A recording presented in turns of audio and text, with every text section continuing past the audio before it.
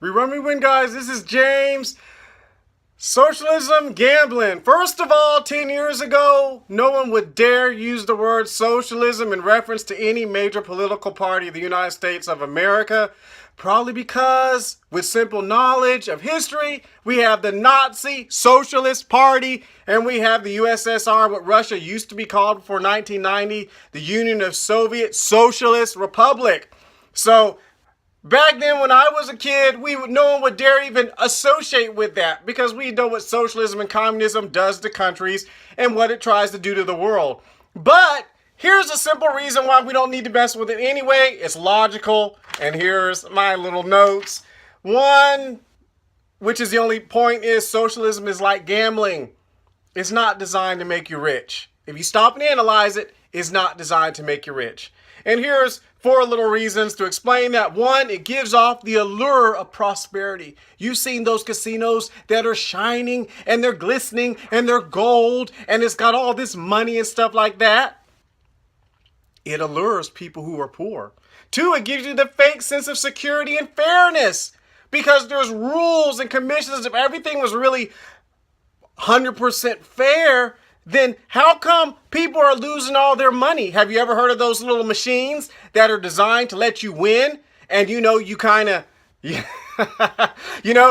poor people, it's designed to make them win. So they feel great, they feel secure, and so they keep throwing their money in it. That's why we have gambling problems. 3, it lets you win a little to build up your confidence. That is the same fake sense of security. We got all these regulations, but in the end, you're really gambling. It builds up your confidence. So I kind of slipped to the 3rd one. So back on the sense of security and fairness, it looks like there's lots of rules in place to make it so you can be fair. But if you look in the long run, how many people are throwing money into gambling? How many people are really coming out rich? So you have to understand that even though it may seem like it's fair and you have a fake sense of security and everyone can go in and has a chance, no. The house usually always wins. It also, like I said, it lets you win a little to build up your confidence. Like those machines, you've heard of those people. You've seen those shows where people are addicted to gambling. They win a little bit, the next thing you know, their paycheck's gone. And of course, it finally takes everything you got and leaves you with nothing. That's really what socialism does. It says, give us your money, give us your land. It does with the poor people. You saw it if you did research on the USSR. They confiscated like 93 to 97% of all the farmland, relocated the people to cities. Hey, but the poor people wanted it. Hey, who cares? We hate the rich people. Now, some of the rich people are doing wrong, and the Bible says you're not supposed to be doing wrong if you're rich. But still, that's not an excuse to throw away your freedom. So, in the end, it takes everything and leaves you with nothing. What happened when Hitler got in the Nazi socialist power? A group of Nazi socialist party got inside power? It became a dictatorship. How did Germany turn from a democracy to a dictatorship? How did the USSR, the Soviet Socialist Republic, how did Stalin end up being a total dictator? Come on. See, it pretends. That's what communism does.